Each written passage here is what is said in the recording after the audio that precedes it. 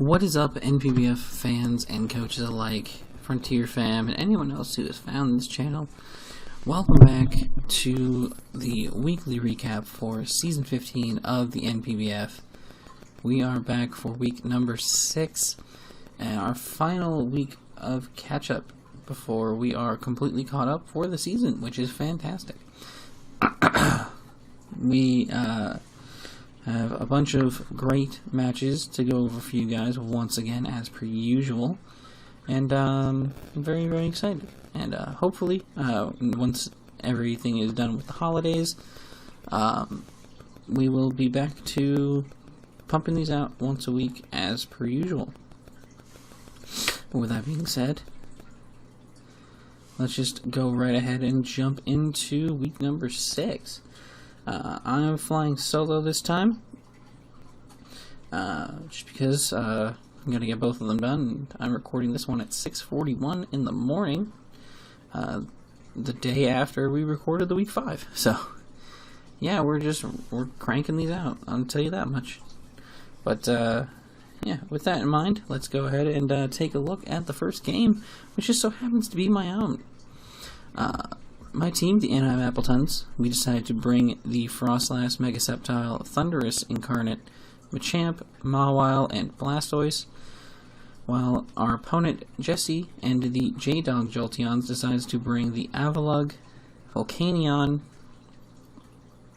Azelf, Megabeedrill, Florges, and the Dragonite. So, on paper, seems like a pretty even matchup.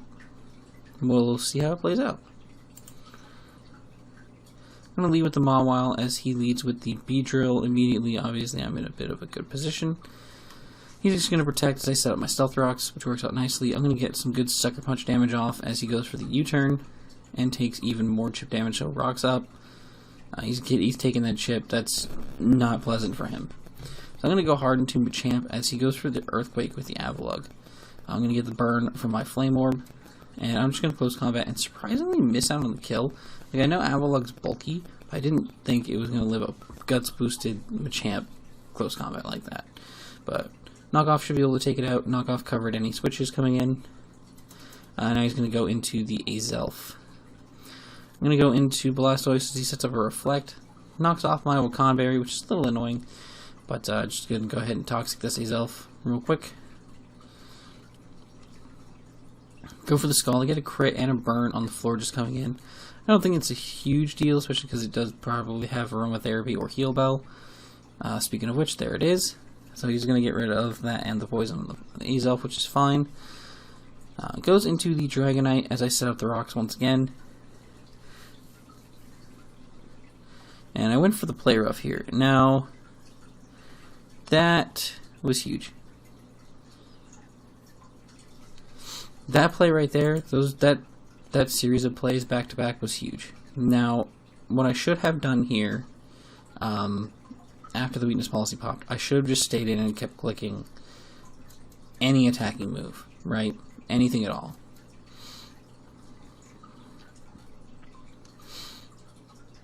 Because now he has the weakness policy up, that's a problem.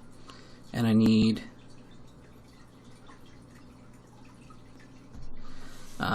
to just keep this thing out of multi-scale range, and that's super important, right? Did not do that, obviously. I switched to the Blastoise because I was thinking, like, alright, he might just go straight for the kill. Knowing I can just keep play roughing. Knowing that, like, he is in range of play rough killing him from there. So I figured he was just going to go for the kill. And I switched to Sack Blastoise. He just sets a roost, gets his multi-scale back. This here was also, in hindsight, a misplay. Because my thought was, okay, you know, he doesn't kill me with anything really, aside from, like, Dragon Claw or Outrage. And I can just go into Mawile, be immune to that, and then, like, Sucker Punch him to break his multi-scale or something on the following turn. Well, Unfortunately, it's not the case, because he actually goes for the Earthquake. And that is important.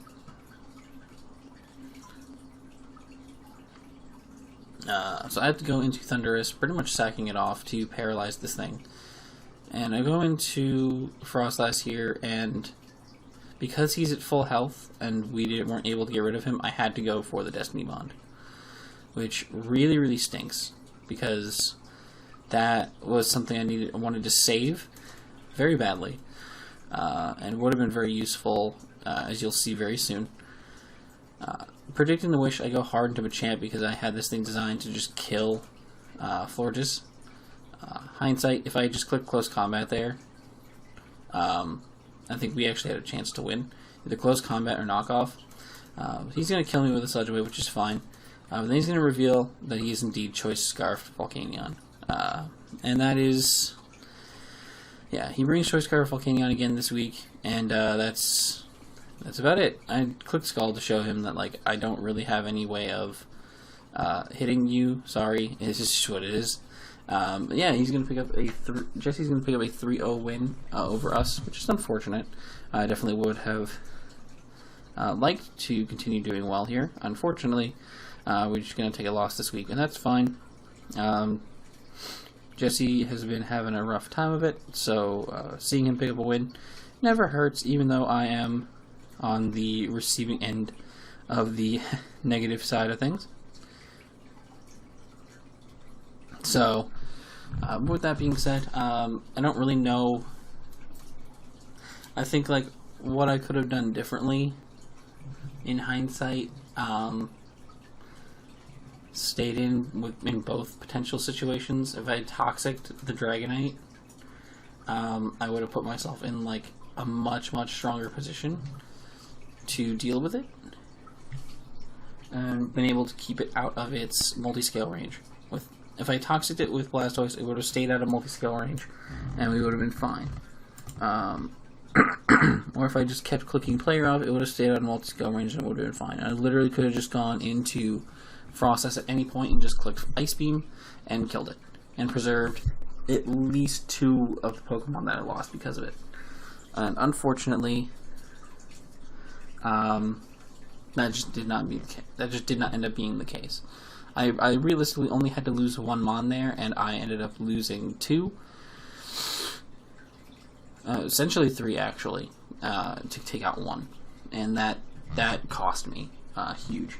If I'd still had my resources, if I'd still had my Scarf Frostlass, and if I'd still had my Thunderous, realistically, it would have been humongous for this point in the matchup.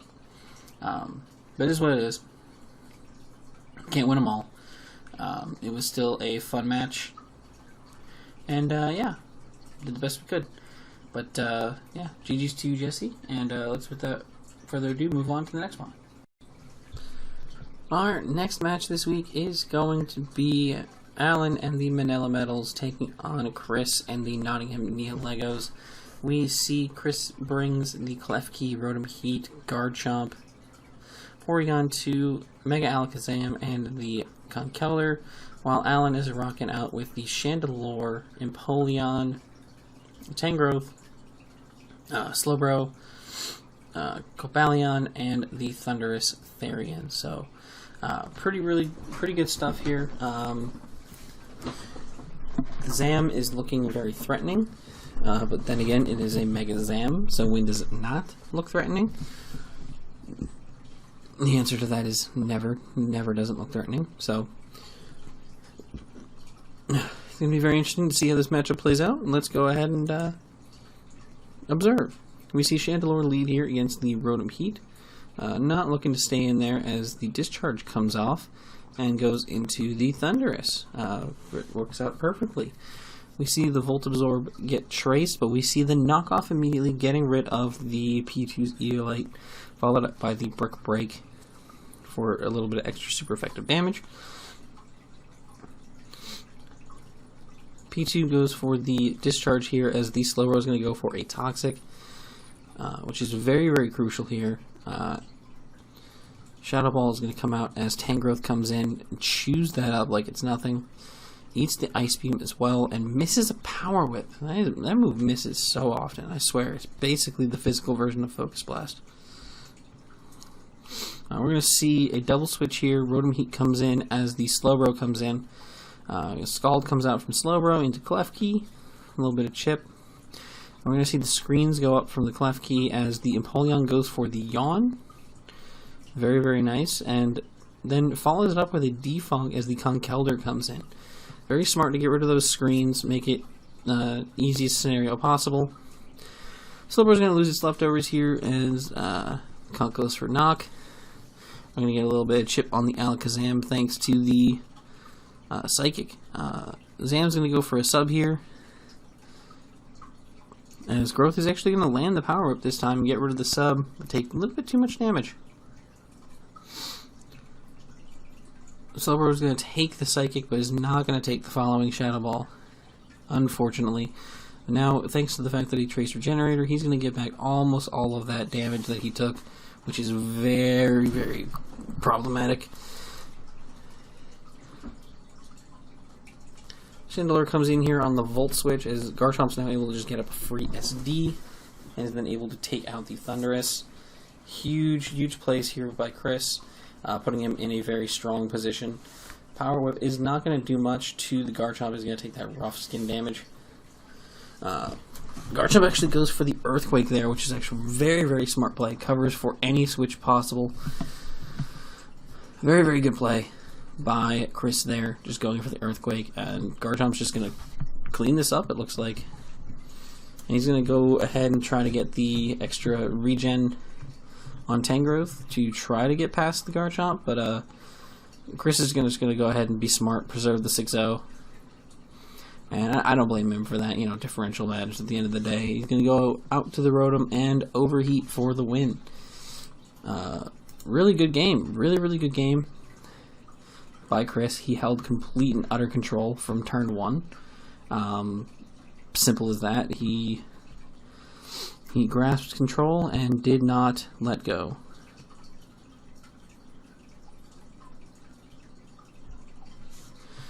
Very, very cool stuff. Big, big, big win for Chris here, moving forward in the season.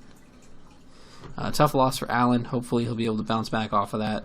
It's never fun to get 6-0'd. We've all been there. So hopefully he'll be able to keep rocking going forward. With that, we're going to continue onward. The next match on our docket this week is going to be Rennie and the Los Angeles Jaguars taking on Deshawn and his Bridgeport Santa Condas. This is what Nate deemed as a potential match of the week, and I completely agree with that judgment. Rennie brings the Grand Bowl Espeon, Talonflame, Mega Scizor, Hitmontop, and Politoed, while Deshawn brings the incredibly fat team of Zygarde, Skarmory, Cloyster, Registeel, Blissey, and the Mega Metachamp. So let's just go right ahead and see how this Clash of Titans plays out. Metachamp's going to lead here against the Politoed. Politoed's not going to stick around to face off against that, as we do see the switch into the intimidating Hitmontop. Ramble's actually going to come in now for the Intimidate as well on the Skarmory switch, and now Espeon comes in to Magic Bounce the spikes over. Very, very good play by Rennie. He's really, really good at putting himself in positions that are favorable. We see the Calm Mind Espeon here as the Registeel comes in. Not going to be able to intimidate it thanks to the Clear Body. As we see the sub on Registeel, that is terrifying to me. That is a terrifying sub. As we just see the Seismic Toss, so sub toss. Registeel is very scary looking. We're going to now see both coaches switch once again. We see Politoed come in as the Skarmory comes in. Scald on the incoming Blissey. Not going to lie, would have loved to see a really fun set there. A really fun set that I think Rennie could have brought. That realistically only required 2 of his move slots to pull off. Would have been like Whirlpool, Parashong. Could have definitely done that because Blissey's like probably one of his like best switch-ins to Politoed, considering the potential for Scald burns and stuff. I think that would have been really cool to see. just trap the Blissey, remove it from the equation, and go from there. But we don't see that there, unfortunately. Espeon's going to come in here on this seismic toss, get some decent little chip damage on it. And we see Calm Mind come up once again. But will it stay in this time against the Registeel? He's just going to keep Calm Minding. Alright. As the Registeel is going to S-toss once again. Now he's at +2 and the rain is gone. He can go for the HP Fire. But the Registeel actually gets a sub up. Very unfortunate. We do see the Morning Sun from Espeon. And the Rock Tomb from Registeel. Very interesting play. Going for the Rock Tomb to lower the speed. Put himself in the best possible position. HP Fire is going to break the sub here. And we do see the Amnesia. But is that going to be enough? I don't think so yet. That's not going to be enough. Based on the damage that HP Fire was doing. Espeon's going to pick up a clean KO there. Intimidate once again with the Hitmontop, as the Medicham is actually just going to go for the Zen Headbutt this time and catch it. Granbull is going to add a second Intimidate there though, making sure of that. You see the Super Fang come out from Granbull on the incoming Skarmory. Very, very good play on there. As far as forcing him to roost. As he can get Espeon in pretty much for free now. And get up a nice Calm Mind. Gonna have to take that fake out damage. That's not pleasant. That is a lot of damage. But now he can just fire off probably a psychic move. Yeah, Psyshock for free. Get some good damage on that Zygarde. And now we can just intimidate that with the Granbull. As we do see the Coil Zygarde. Yikes. That is not pleasant. Zygarde just going to start coiling up in Granbull's face. Granbull goes for the play rough and gets nothing off. +2 defense. That Zygarde is too thick. Granbull's going to click that taunt there. That's not going to be anything he's letting happen anymore. Misses the Super Fang. That is going to be crucial, I think. I think that Super Fang damage was definitely necessary. Now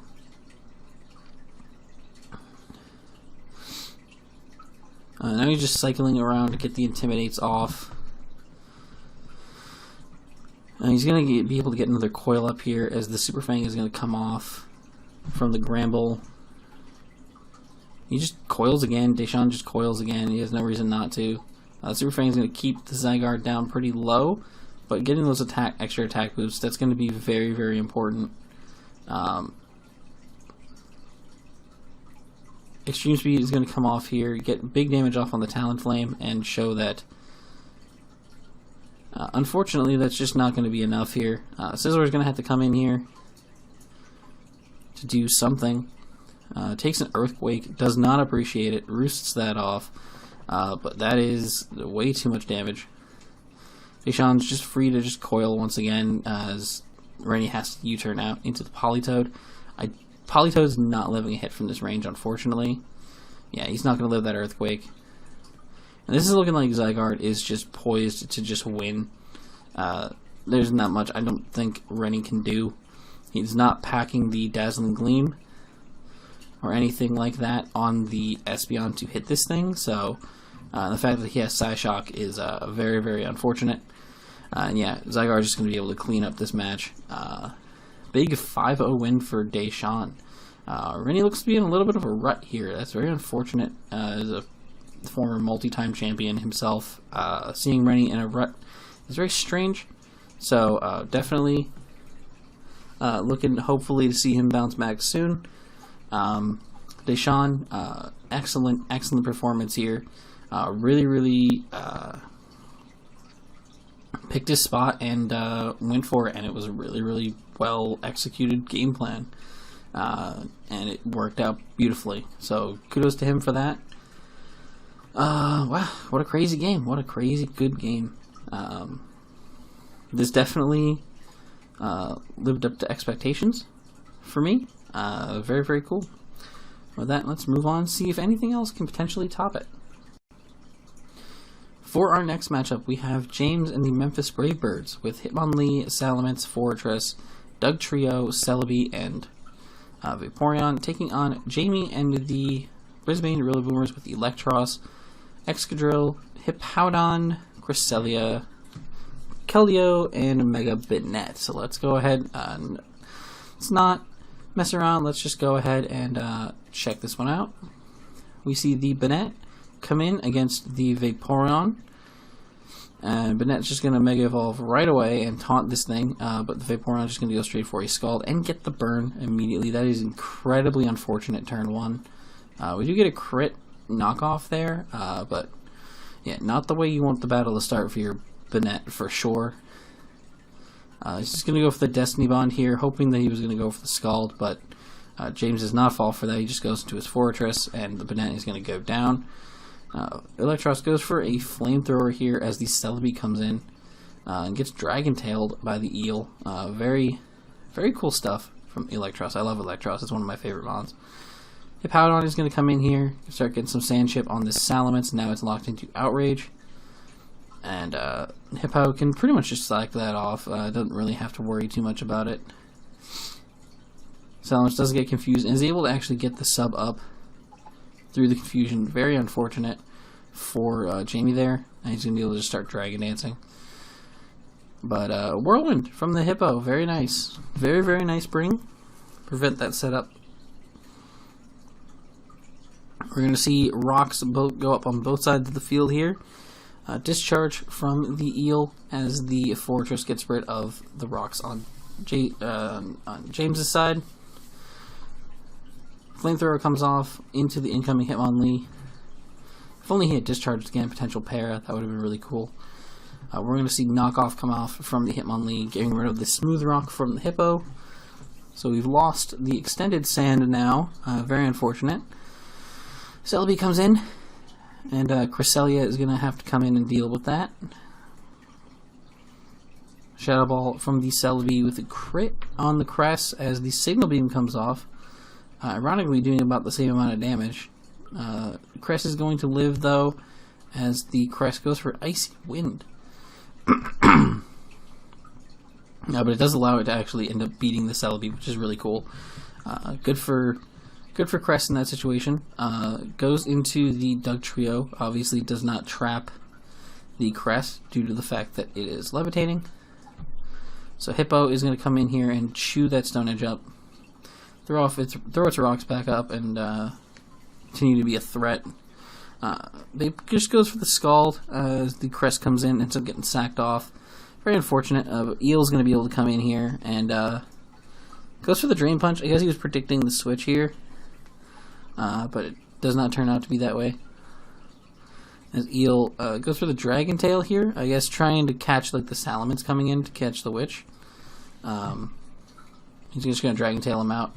I wonder why he just wasn't clicking Discharge there, because there really was no reason not to, because he can just switch out from the Doug Trio as well.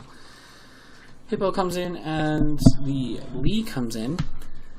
Choose that high jump kick and just whirlwinds him out. I guess doesn't want him getting a potential unburden boost from anything. Scald comes off and is going to get some good damage on the Electros, unfortunately. Obviously, it's going to outspeed and finish it off. Eel not getting a lot done in this matchup. We're going to see the Excadrill come in here, though, on the last turn of Sandstorm. Unfortunately, not be able to claim a kill. Ironhead, though, is able to pick up a kill on the Vaporeon here. However, now Excadrill is indeed trapped by the Dougie and takes it down. Very unfortunate. Very unfortunate for Jamie there. We're going to see the Earthquake doing some big damage to the Keldeo, as it's just going to be able to take it out with a Scald.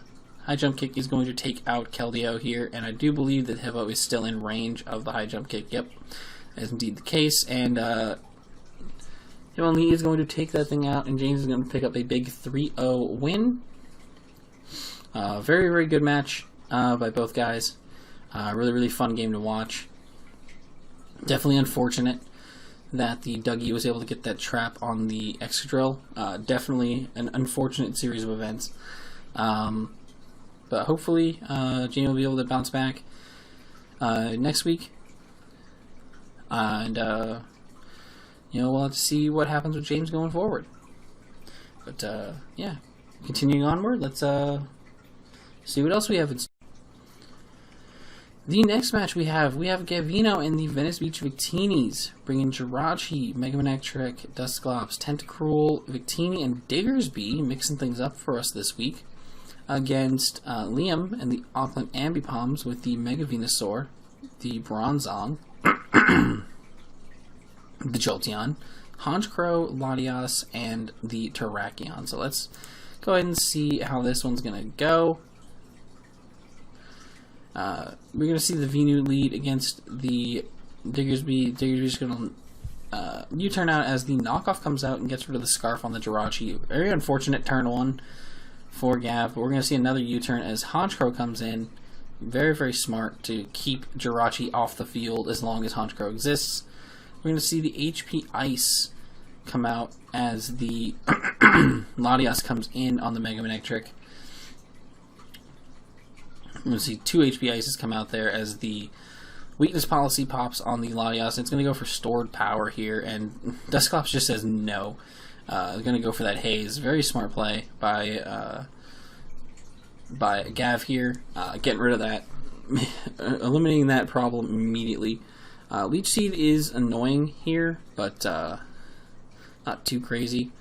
He goes for the Ice Punch. I'm surprised he didn't go for like an Iron Head or something. Tried to flinch down the Venusaur. I think that probably would have been a little bit better. Victini goes for the V-Create here. Does not get a lot of damage off on the incoming Latias. Then he just clicks the Glaciate afterwards. We do see the Glaciate. And then the Blue Flare. So he's got the full kit. He's fully kitted out. He does not get the burn from the Blue Flare. Very unfortunate. But he is going to be able to eventually take out the Bronzong with that. Very, very cool. Unfortunately, yeah, that's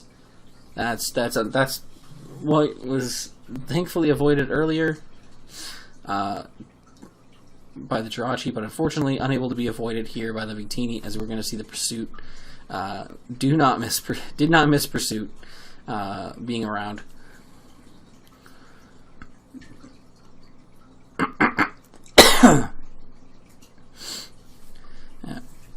Next, we're just going to get some damage off here, a little bit of chip damage on the Venusaur as well as the Jolteon, as we do see the Dusclops come in here, get Leech Seeded. Not going to be able to give a lot of healing to the Venusaur due to its low HP stat, but it's going to be able to go for a Nightshade here. Get some good damage off. Next, just going to come in on, unfortunately, an Earthquake. Going for the Flamethrower here. I'm going to Volt Switch out. Not messing around with this. We're going to see Bugs come back in here as the Terrakion is going to come out onto a return. Not appreciating that. We do see the Lumberry on the Terrakion as it goes for a substitute. We're going to see the Swords Dance. Big Swords Dance here as the Nightshade is going to pop the sub. Very smart. Not letting him hide behind that sub for too long. Bugs is going to come in here and go for the Ice Punch, catch the Latias on the switch in, and at this point, Latias has to go down. I do believe that is a Scarf Diggersby 100%. We do see the Hidden Power come off from Jolteon. It gets big damage off on the Manectric. Manectric is going to go for the Flamethrower here and damage the Jolteon as much as possible. Diggersby is going to go for return, take out the Jolteon, and obviously this wasn't a roll, but it would have been really crazy if he all he needed was crit here, a crit on the return, and because we all know how often crits happen in these games. Let's be real. He just needed a crit on return, and Terrakion drops, and then he just wins. Like, imagine just like one potential crit would have changed this entire game's outcome. That would have been crazy, dude. But unfortunately, Gav is going to take a loss here. 3-0 to Liam. Very well played by Liam. He got the pursuit off perfectly. He executed the game plan incredibly well. Simple as that. And he picked up the win for it. Good stuff. Good stuff to watch. Gav bringing out the Diggersby, mixing things up a little bit. Doesn't usually bring more than a few of the same Pokemon almost every week, so seeing that thing brought this week was very, very refreshing. So hopefully Gav continues to do stuff like that. But let's continue onward. Next match we are covering this week is going to be the absolutely on fire James and his Myrtle Magikarps taking on Anthony and his Windy City Bolt Strikers. We see the Mega Charizard X, the Clefable, the Starmie, Breloom, Escavalier, and the Nidoqueen taking on the Mega Gyarados, the ever-feared Mega Gyarados, Gengar, Mienshao, Uxie, Bisharp, and Torkoal. Going to be a fun matchup here. Let's go ahead and jump right in. Uxie is going to lead up against the Nidoqueen, so we're going to trade the rocks for sure. Escavalier comes in immediately as the Uxie is now going to U-turn into the Torkoal. Definitely a favorable position for James here so far. Going to be able to yawn the incoming Nidoqueen. Very, very nice. It's going to force that out into the Starmie as the Uxie is going to come back in. We see the Starmie go for the Rapid Spin here. Lose some of that health thanks to the Life Orb and get yawned again. You can very clearly see, like, James has a very clear strategy. He likes to get yawn off on something and either force it out or force it to go to sleep, and it then puts him in the position to set up with his Gyarados. It is an incredibly potent and terrifying strategy. He's going to be able to go now into the Gyarados here and attempt to go for a Dragon Dance, but unfortunately we do see that this Clefable is unaware as it does take the rocks damage. However, Gyarados does have the Iron Head and gets the flinch. That is super enormous. You can now just go for the Waterfall and take out the Clefable. Breloom's able to come in here though and threaten that thing out as it goes for the Mach Punch. Gengar is going to be immune to that. Gengar being the threat that it is. Will-O-Wisp comes out onto the incoming Escavalier. Very good play on James's part. Now you can go back out into Gyarados and continue threatening things. Knockoff does nothing now. And he's able to just set up a Dragon Dance. Mega Horn does an uncomfortable amount of damage, I'm sure. But he's able to just go for the Waterfall here and take out the Escavalier. Gonna let the Gyarados go down here to the Mach Punch from Breloom. Doesn't want to take a chance of losing the Gengar there against some nonsense. Goes to the Sludge Wave, gets a little bit of chip on the Nidoqueen. Has the Hidden Power, either Psychic or Hidden Power Ground. Very, very cool bring on his part to have that. I'm probably actually just Hidden Power Ice. Realistically, now I'm thinking about it. Gengar does have the Focus Sash, is going to survive the Psychic from the Starmie and take it out with a Thunderbolt. Zard losing all that damage, all that health, really puts a damper on things as he's going to go down to the Sludge Wave. And Sludge Wave once again from the Gengar is going to take out the Breloom, giving a 4-0 victory to the Magikarps and a big 4 kills to Gengar. Very, very cool seeing Gengar put in the work here. Back before it lost Levitate. Good times. Very good times. Very, very well played by James there. He utilized everything appropriately. And he kept momentum up pretty much the whole game. Very, very well played for sure. Definitely can't say too many good things about it. It was a really, really well played, solid match. Yeah. Straightforward, nice and quick. You gotta love those. Hopefully Anthony will be able to bounce back off of that. And yeah, going forward, we'll see what other matches we have in store. We now move to our penultimate match this week. We have Steven and the Sligo Condas with Gardevoir, Mega Charizard Y, Metagross, the Mew trying to hide behind the Metagross, Suicune, and Gliscor taking on Alex and the Greenwich Giratinas with the Roserade, Hydreigon, Gyarados, Mega Gallade, Sylveon, and the Licky Licky. To this point, Alex is still undefeated. He is 5-0. Really, really going ham this season. He is killing it. Really, really impressive play so far by him. This is constantly bringing the best stuff and putting in absolute clinics. But Steven has been showing that he can tussle with the top guys. I mean, he took out Rennie last week. So let's see if this is going to be the week where he topples the big guns. You see the Gyarados lead here against the Charizard. Really good lead situation for Alex here. Charizard's going to get the drought up, sort of, except we have the Licky with Cloud 9. Very, very cool. He goes for the Hidden Power. I'm assuming that was Hidden Power Electric, which is very, very interesting. We do see the Rock Slide come out from Licky here. Licky leaves the field. The sun's going to come up, and we're going to see the Hyper Cutter Gliscor. Unfortunate. That's really rough. He did not change the ability on his Gliscor to Toxic Heal, so he's built to be a Toxic Heal Gliscor without the effect of Poison Heal. That is incredibly rough. That's going to make this a much, much different game.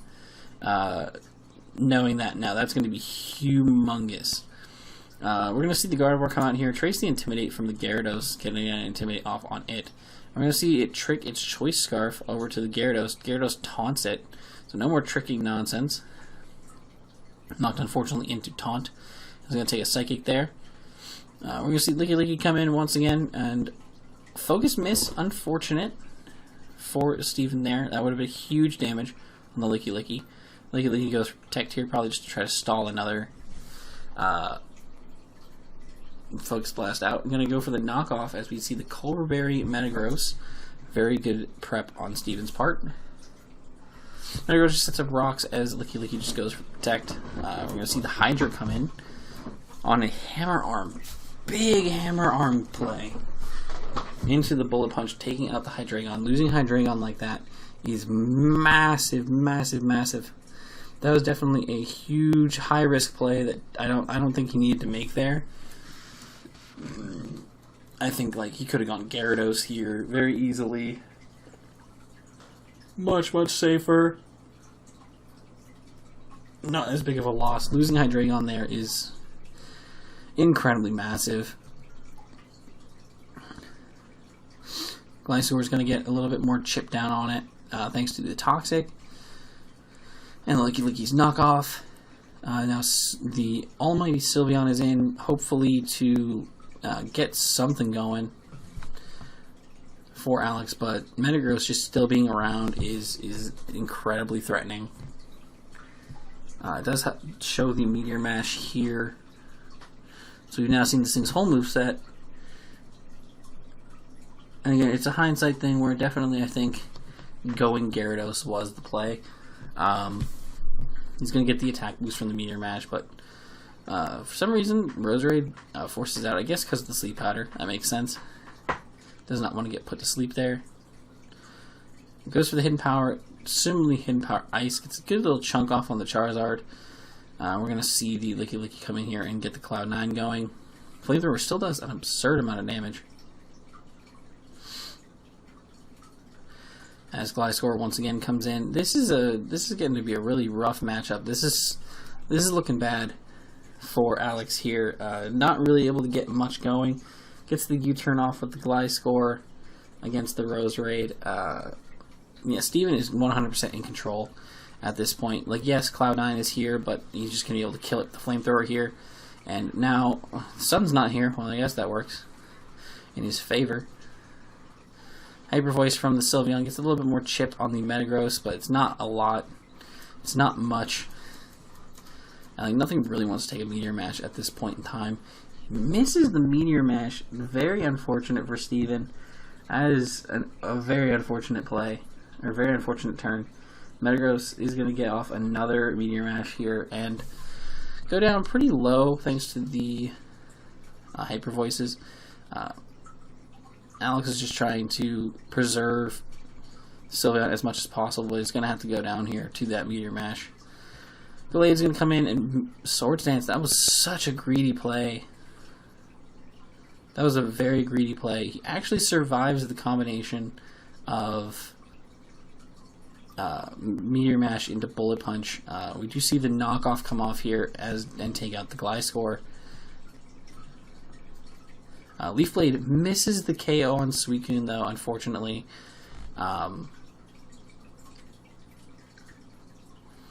Man, unfortunate. Very unfortunate. We do see the Sludge Bomb come off. Very, very good on his part. But he's just not going to be able to... Man. He also apparently nearly clicked Sleep Powder. If he had clicked Sleep Powder there and got the Zard asleep, that would have been a huge game changer. Although the Mew and the Gardevoir are both still sitting in the back. Gardevoir obviously still slower, but could definitely take at least one Sludge Bomb, I think. But Mew, we don't know what kind of set the Mew was running, so definitely, like, who knows how that would have played out. Would have been a little closer differential-wise, but Steven, a dominant performance, a very, very dominant performance against Alex. Alex definitely choked that one, losing the Hydreigon so early, especially because then he had no way of dealing with Metagross or breaking the other two Psychics on the team appropriately, and that was really, really tough. That's really tough to face off against. An unfortunate match for Alex, as he's going to take his first loss of the season. Steven on a tear, ripping through some of the top guys in the league. Definitely very, very impressive performance once again by him. No surprise, obviously. Yeah, definitely really cool to see him continuing to perform as well as he has. But with that, we're going to move on to our final match of the week. And that final match is going to be Eric and the East Coast H-Slashers taking on Jason and the Niflheim 9 Tailors. We're going to see the Mamoswine, Scizor, Rotom, Wash, the debut of Eric's Meloetta, the Staraptor, and the Mega Diancie taking on Jason's Latios, Ferrothorn, Ditto, Mega Lopunny, Entei, and Slowking. So, really, really cool matchup on paper. Both sides have a lot of threats. It's going to be really interesting to see how this one plays out. Let's go ahead and check it out. Ditto leads against the Diancie. He's going to see his moveset here. Obviously, we're going to see the Protect come out from the Diancie as it Mega Evolves so it can get its stats up. And then the Scizor is going to come in here and just U-turn out on the Ferrothorn. Ferrothorn goes for the Leech Seed, and it gets bounced back by the Diancie. That was a hugely risky play. Like, just because, like, if he thinks he's gonna switch by any means, he could have clicked anything else besides Leech Seed, and taken out the Diancie. But we're gonna see the Aqua Berry from the HP Fire. Definitely good prep on Jason's part, because it did exactly what I'm sure it was supposed to do: lure in the Mega Diancie, make it feel comfortable, clicking that HP Fire, and able to take it out with the Gyro Ball immediately afterwards. A very, very good play by Jason. Very good stuff. He goes for the close combat right away with the Meloetta, which is a very interesting decision. I don't know why he would do that. I don't know why he wouldn't just go into something like Staraptor, which definitely could have killed this from that range. Because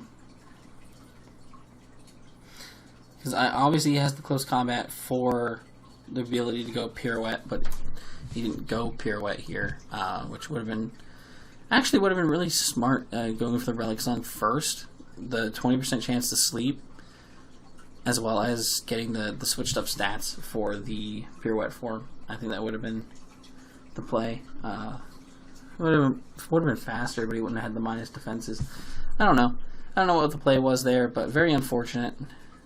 Series of events, losing the Meloetta, turn 1 in its debut. We're going to see the U-turn come off here from the Scizor, being able to take out the Ferrothorn, but it has to take that Iron Barb's chip once again. Rotom comes in here as the Latios, and then comes in and, kind of hard walls it. So we're going to see Scizor have to take a Psychic. Going to be able to roost up here as the Entei comes in, but now you have to pick your Entei switch in. And we see the Lava Plume as a special Entei. Very cool. And the Rotom, we're going to see the Thunder Wave come off into the Slowking switch, and we're going to see a Volt switch come off as well. Scizor is going to come in here and be immune to the Toxic. Very good. And you're going to be able to U-turn out against the Entei and bring the Rotom right back in. Very, very good stuff. We see the sub from the Entei, and the Hydro Pump's just going to be able to break that. He's not letting that happen. Does Volt Switch break the sub? It does indeed. That is huge for Eric there.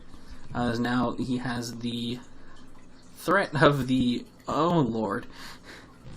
He's the incredibly threatening, reckless Staraptor staring him down. That is not something you want to be facing. Rotom Wash is going to come in here, as I do believe, yeah, it takes a decent chunk from the Ditto's Brave Bird. Entei's going to come in on the Rotom. Very interesting play, as we do see the Pain Split. Gets a little bit back for the Rotom. Nothing too crazy. Lava Plume comes out here, does not snag the burn, and the Entei is going to go down. Do not believe that crit mattered by any means. Scizor is going to come in, tank a Psychic once again.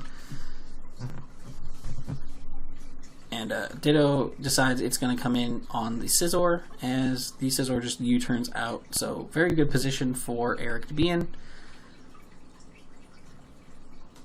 Citrus Berry gets popped by the U-turn from the Ditto as the Thunder Wave comes off into the Latios. That was a very good play by Eric there, because no matter what he gets the Thunder Wave on, whether it's Latios, the Mega Lopunny in the back, or the Ditto itself, like he's in an incredibly good position no matter what. Draco comes off into the Scizor, doing some really big damage here, but not enough. Mega Lopunny is going to come in and go for the Fire Punch immediately, takes out the Scizor. Surprised no Bullet Punch there. I would have just gone for the Bullet Punches for the damage. Brave Bird is going to nuke that thing. Absolutely nuke that thing. Very cool. He goes for the Double Edge this time. That was a very smart play for sure, as it is the best move to hit the Rotom. It's actually going to take the Rotom out. Mamoswine is going to come in here. I'm very surprised he didn't just like sack the Rotom. I think that sacking the Rotom was the play there at that point in time, preserving the potential of the Scarf Staraptor. Unless the Fake Out, unless he knew that Fake Out 100% killed it, then that's entirely different. Even still, he should have just gone right into the Mamoswine, because then he can potentially like Ice Shard it. Very close game, very close back and forth game. Obviously, we can Theoremon all day, but at the end of the day, Jason picks up a win with the Mega Lopunny, putting in crazy amounts of work, as it typically does. Picking up another solid couple of kills, which is fantastic. And Ditto putting in a certain amount of work as well, as Ditto tends to just do. Excuse me. But with that, ladies and gentlemen, we are done with all the games for week number 6, which means you know what time it is. We're moving over to the document, and we are checking out the kill leaderboard. Fun times. Let's go. Ladies and gentlemen, we are over here on the official league document for NPBF Season 15, and we have for you our kill leaders as of the end of week number 6. Before we go any further, let's start with the honorable mentions. We have a bunch of 7 and 4 Pokemon that just did not make the list due to the fact of pure alphabetical order nonsense. We have Kieran Black from the Sligo Condas, Mega Diancie from the East Coast Age Slashers, Mamoswine as well from the Age Slashers, and Slowbro from the Manila Metals. But the 7 and 4 that made the list is going to be Garchomp from the Nottingham Neolegos, 7 kills, 4 deaths. It's one of his potent offensive threats. Consistently puts in a lot of work and got a bunch of kills the past couple weeks. So really, really standing out as a solid offensive threat. Definitely no surprise to see Garchomp up here. Garchomp is just that good.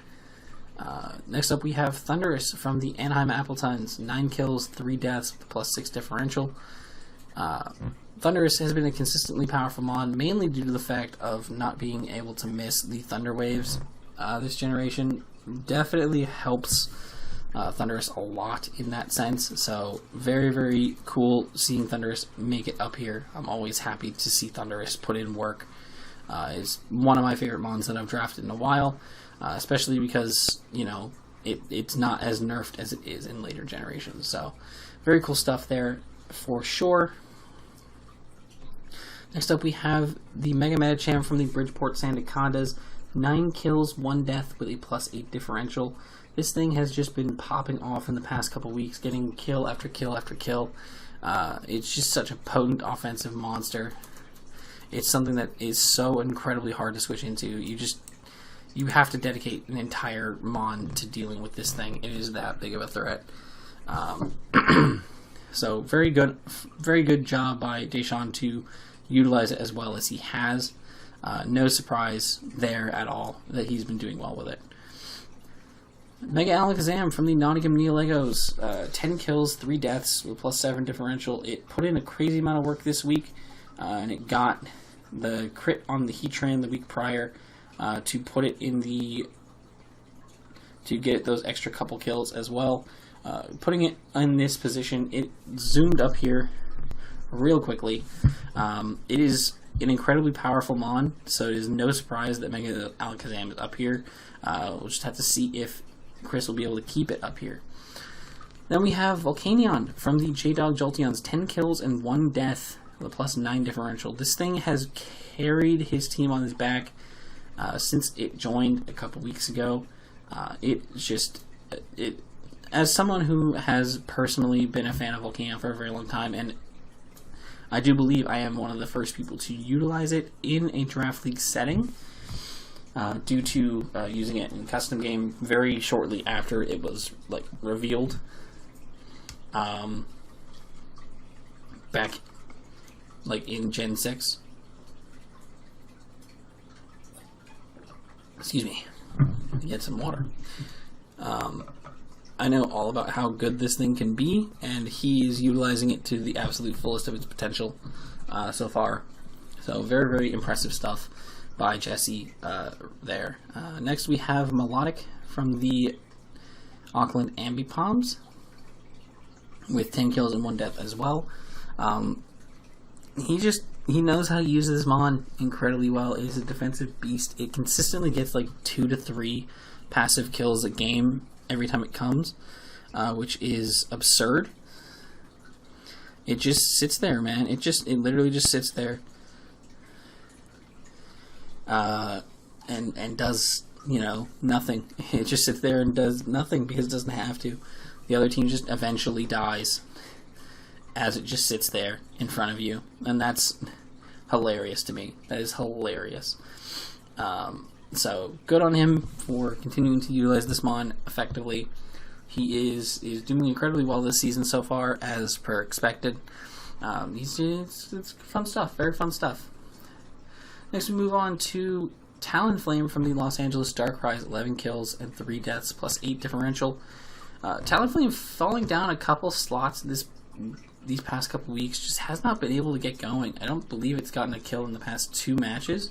I think people are finally catching on to how to prep for and how to deal with Talonflame, and they have been very successful thus far the past couple weeks. So, in keeping this bird grounded, which is very, very, it's very nice to see because of how threatening Talonflame is and how much damage it did in the early half of the season, pretty much cleaning teams. It just ripped holes through half the league for the first 4 weeks of the season.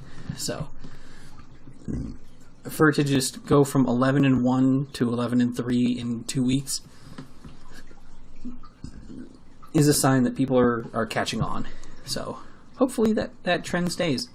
We can see the Talonflame continue to drop a little bit. Next we have Sylveon from the Greenwich Girautinas, another mon that has kind of fallen off in the past couple of weeks. It's their 11 kills and 2 deaths, +9 differential. It is a mon that has been consistently putting in work and didn't die for a good several weeks. Eventually the bounty was fulfilled against it, and now it just could not get going this week. It was a tough matchup. The Metagross was just too bulky for him to break past, and unfortunately the Sylveon just didn't get anywhere. Tough first loss for Alex this week, but he will bounce back. He is Alex. He's fantastic, so I'm sure he will bounce back off of that, and I do not expect this Sylveon to leave the kill leaderboard anytime soon. Moving on to the silver medalist, we have Mega Lopunny from the Niflheim Ninetales. 13 kills, 4 deaths, and a +9 differential. This Lopunny has been an absolute menace over the course of the past several weeks.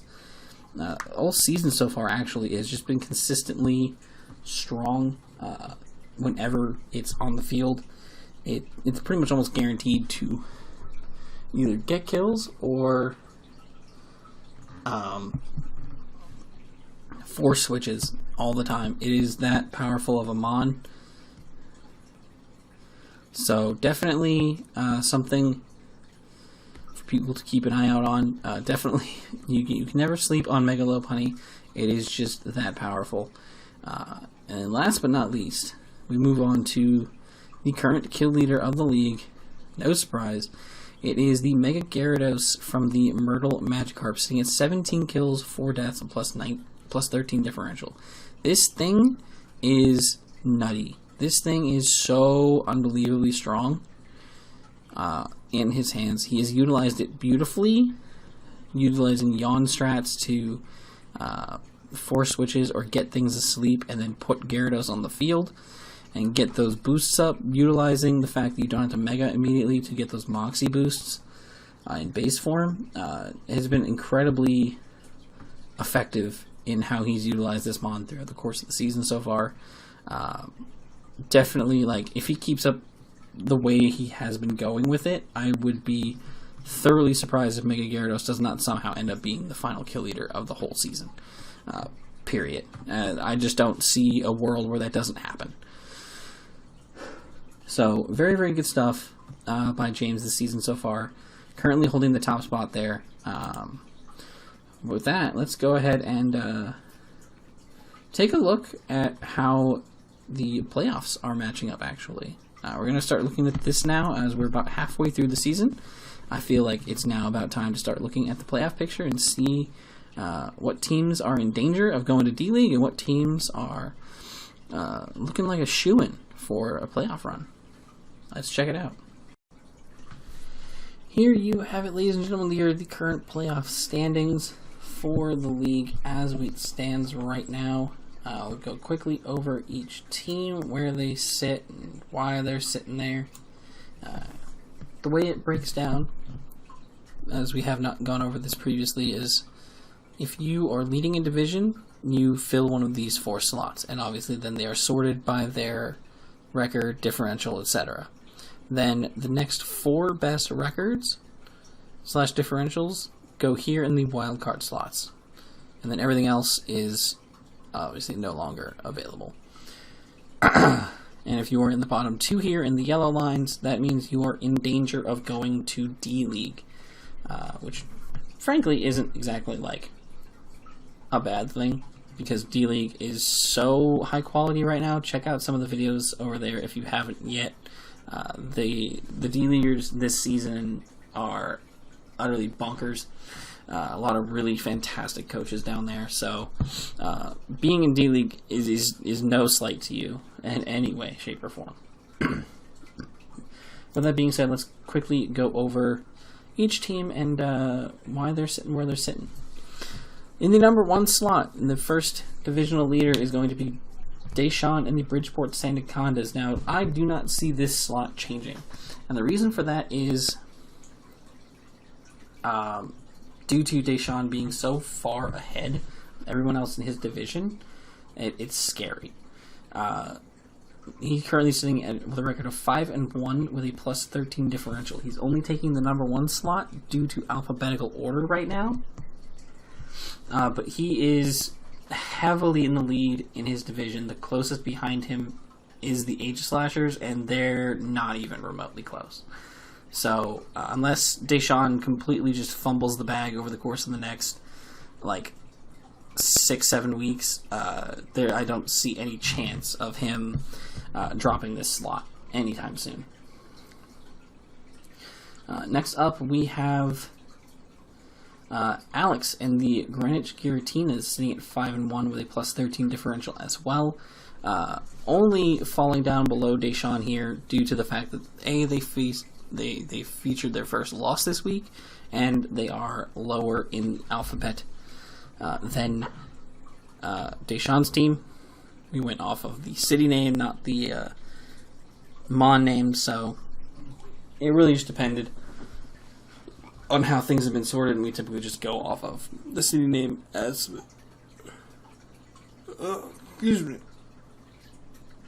we've done many times in the past. So, regardless, though, Alex has been consistently performing well all season.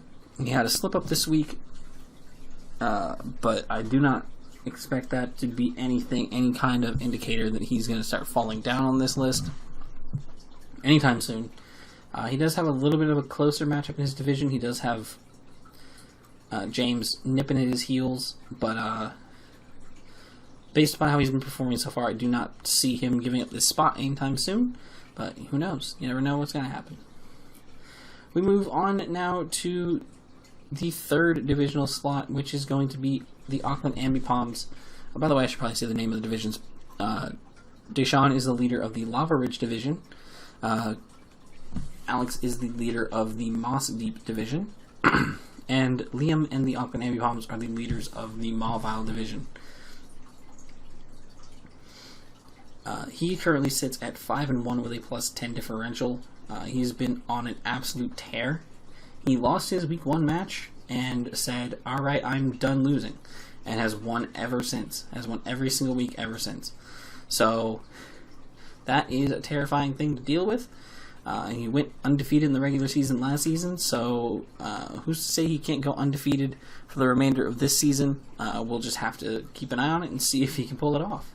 But he's got a few people in his division. He has, I believe, 2 people in his division that can justifiably potentially take this slot if he starts picking up a few L's. But he's been very, very dominant the past 5 weeks straight. So it's going to be something that that definitely is going to take a lot of effort to take him off the throne. Last division, we have the Sutapolis division, and that is currently being led by Steven and the Sligo Condas, who's sitting at 4-2 with a +8 differential. He has been on a tear the past couple weeks, picking up some really, really big wins, and all of his losses, to my recollection, have been fairly small in differential. So he's been picking up a lot of differential points lately.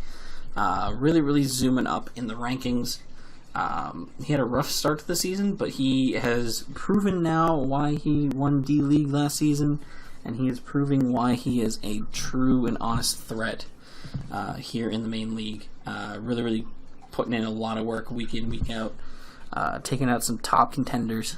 I mean, he handed Alex his first loss as well as beat Rennie back to back. So that's quite the accomplishment. Not many people can say that they've done that here. So very, very cool for him. Definitely impressive performance for sure across the board. But now we move into the wildcard slots. The first wildcard slot is currently being held by James and the Myrtle Magikarps, sitting at 4-2 with a +7 differential. This man has been on a tear this season. He's been very up and down over the course of the past several years of seeing him play. Not as consistent. He has some good weeks, he has some bad weeks, but for the most part, he's been kind of middle of the pack, and he's really, really standing out this season as a top contender. He's actually doing incredibly well everywhere from what I've heard. He's doing incredibly well in almost all the leagues he's in right now, and that is really, really impressive. Very, very cool stuff to see for him. I hope that he continues up that momentum. Very, very cool stuff. Very, very, very fun stuff indeed. He's certainly doing an incredible job this season, utilizing that Mega Gyarados to the absolute fullest. Next up, we have Chris and the Nottingham Neolegos, currently sitting at 4-2 with +5 from the Mauville division. One of the most likely to potentially take Liam's spot in the division leaders, as Chris is always consistently a good battler. He consistently sits the top of the echelon. He's considered one of the best in our community. So it would be no surprise to anyone if he were to pick up some big wins and capitalize on one of Liam's losses to zoom ahead.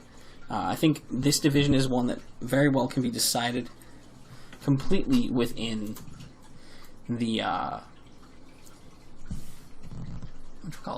completely decided within the confines of the divisional rematches at the end of the season. I think that's where the leader of this division will 100% be determined, because these guys are all really top notch.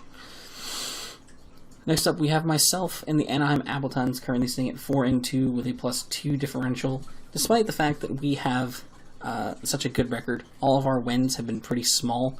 Haven't really played much for differential, which is something I think I need to work on. And we picked up a couple losses here and there, so nothing too crazy. But we definitely got to work on that. Definitely got to pick up the pace a little bit so we can keep our hold on this wild card slot, because we got a lot of people vying for it, and it's a little scary up here. So hopefully we'll be able to hold on to this wild card slot for the whole season. I would love to make a playoff berth after not making it last season. That would be very, very cool. So fingers crossed. And last of the wild cards, we have the Los Angeles Darkrai, currently sitting at 3-3 with a -2 differential. He's had 2 back-to-back rough losses, which definitely has hurt his standing thus far. But he is someone you can obviously never count out. He's still sitting here holding a wild card slot for a reason. Barely holding it, as the Memphis Bravebirds are literally 1 differential point behind him. But even still, he is holding on to this playoff spot by the skin of his teeth. He's someone you can never truly count out in a season, because we've seen him come into playoffs as this same 4th wild card slot before and win the whole season. So that's you just never know. Rennie can just win a whole season whenever he wants, pretty much. He's just that good. So you can't sleep on him. You cannot give him any openings. He will capitalize on all of them.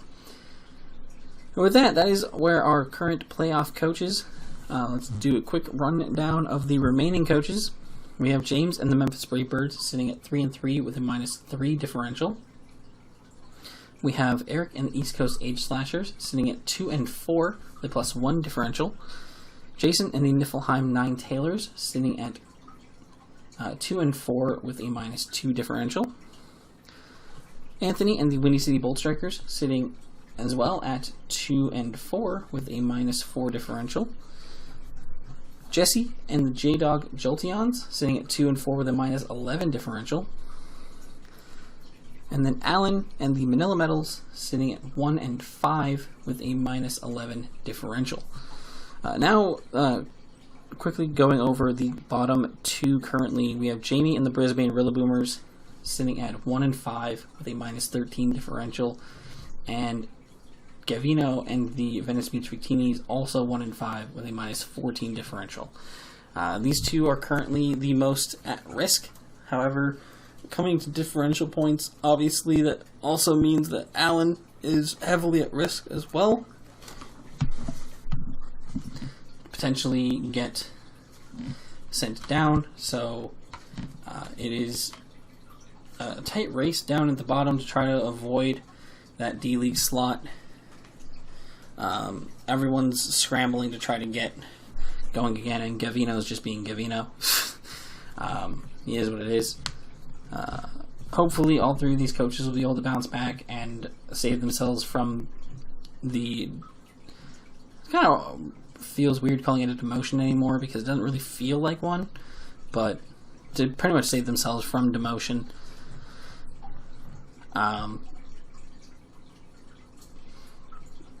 Some really, really solid coaches down there, and that just goes to show how competitive this season is. If you're not fully comfortable with your draft, or if you're not fully on top of your game every single week, you are going to lose.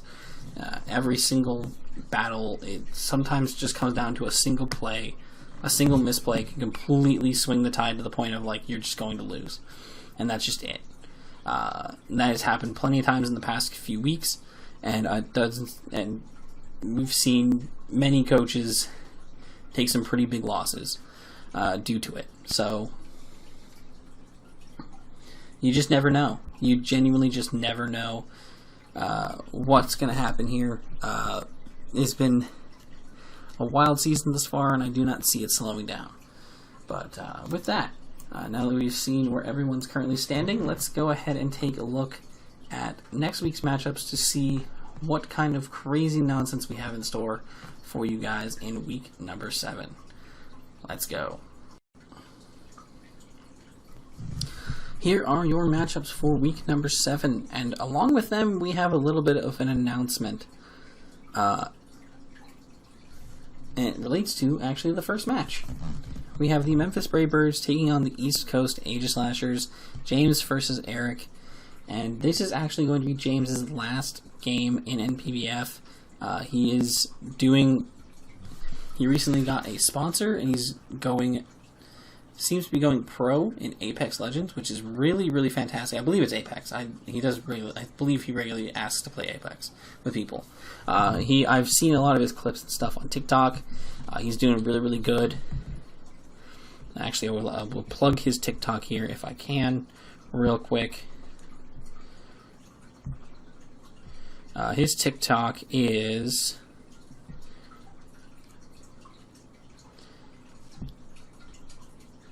at Fire God Samaj. That's at Fire God SEMAJ. He is doing a lot of good stuff over there. He currently has over 600 followers, which is fantastic. He is doing good stuff. He's got sponsorships. He's playing incredibly well, and I'm really, really happy for him. He's looking to continue pursuing this fully, and I'm super proud of him. We at NPBF obviously would not be here if it was not for James, so we wish him all the absolute best in everything that he does. For sure. Like, that is without a doubt. We are happy for him, and we want to see him prosper. So good for him that he is really, really picking up traction there. A little emotional because obviously, I've been in this league with James for many, many seasons now, and to see him step away is weird, but at the same time, I'm beyond happy for my friend. So good for him. Fantastic. He will be being replaced afterwards by Shawnee and the Z Guardian Cocos. Shawnee has put in his free agent transactions already for taking over the team, so we will have those updated in the near future. But once again, James is going to finish off his Week 7 match against Eric. We'll see how he performs in that and see if he leaves on a high note, and or if Eric can play spoiler on his retirement. It'll be very interesting to see how that one plays out. But moving onward, we have Battle of Oceania. Right, that's what it's called, Oceania. That's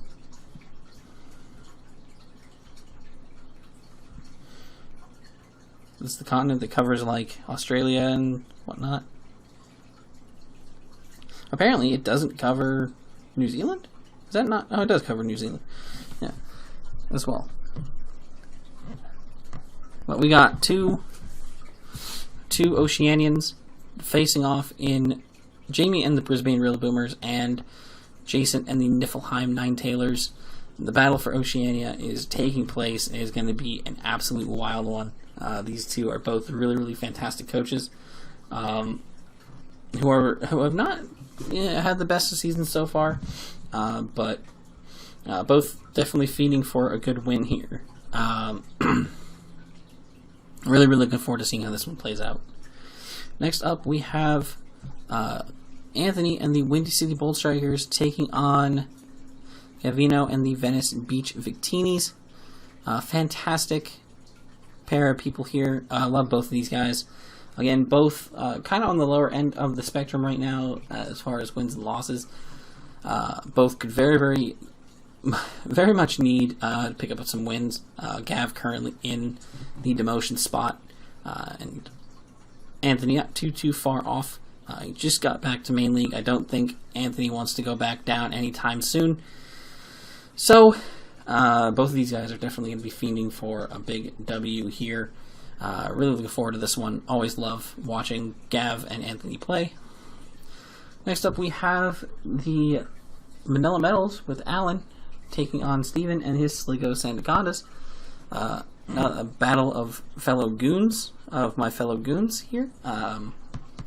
Steven has been on a tear lately, and Alan just has not been able to get going this season. So we will see if Steven's momentum will be able to continue going forward, or if Alan will be the one to slow him down. As fellow goons, they definitely are both fantastic players. I'm a little biased in that sense, but it is what it is. But yeah, really, really good stuff by both guys. Really looking forward to this one. Really very good teams on both sides, so it's going to be fun. Then we have Alex and the Grinch Garatinas taking on Liam and the Auckland Amy Palms. This, my friends, is what I like to call a match of the week candidate. This is dangerous. These are two guys at the absolute top of the peak, currently holding the number 2 and 3 divisional leader spots. And that is this is going to be an absolute slugfest of a match. This is going to be utterly insane. I'm very, very much looking forward to seeing how this one plays out. Will Alex be able to bounce back after his first loss of the season, or will Liam continue his dominant streak through the league? We will find out this week. It is going to be a crazy one. This is like a pay-per-view level showdown. This is like Hogan Rock at WrestleMania 19, I believe it was. Crazy stuff. Then we have Rennie and the Los Angeles Dark Rise taking on James and the Myrtle Magikarps. Two guys kind of at the middle of the pack right now, both holding on to wildcard slots. We're going to see if James will be able to continue that absurd momentum he's had, or if Rennie will be able to shut some of that down. Definitely going to be interesting to see this one. Rennie is always a top-notch competitor, so you can never count him out. But for how absurd, absurdly well James has been playing, he's like a completely different player this season for sure. So it's going to be very interesting to see this one. A sleeper, a secondary potential match of the week candidate here. We have myself and the Anaheim Appletons taking on Deshawn and the Bridgeport Condas. We have only ever played each other in draft, I believe, one time, and that was when I took over an empty slot that we needed covered for D-League. I drafted a bunch of leftovers, and just kind of like, I wasn't counting my wins or losses against anyone. Like, obviously, if people won, like, they got that counted, but like if someone lost, it wasn't like it didn't hurt you. So it was what it was. This was before D-League's power levels shot through the roof. And I believe we played there, and it was a very, very close, very solid matchup. But, definitely looking forward to this one. I have been really wanting to play Deshawn again for a really long time. So I'm very happy that we get this chance to do so once again here. It is going to be a crazy, crazy, crazy match. And I'm very much looking forward to it. And last but not least, we have Jesse and the J-Dog Jolteons taking on Chris and the Nottingham Neo-Legos. Chris is another top contender here. Obviously, he's sitting near the top of the wild cards at this moment. Just on the cusp of potentially being able to take over the division leader slot from Liam at any point in time. But Jesse has been on a roll lately. He's been trying to dig himself out of the rut that he was in at the beginning of the season, and he has been doing incredibly well with that so far. Picking up 2 straight really strong, really commanding wins. So we're just going to see if he's going to be able to continue that trend here against Chris and continue rolling with that crazy momentum he's got going on right now. Really, really looking forward to seeing how this one plays out. Definitely going to be a fun match to watch. But with that being said, ladies and gentlemen, that is going to do it for our Week 7 recap. Fantastic bunch of games by all the coaches, and a lot of really fun games to look forward to. This season is now at its halfway point, and I am just ecstatic that everyone seems to be doing well and having a good time with our little rewind back to Generation 6. It's been a really fun time. I know for myself, personally, I have enjoyed it a lot. So, it's been great. It's been a fantastic time, and I'm really, really pleased with how it's all turned out. Hopefully we'll be able to do more stuff like this in the future. But with that being said, we're going to get out of here. My name's Jeff. I also go by Poke Primer. And we're going to catch you guys next week. Peace.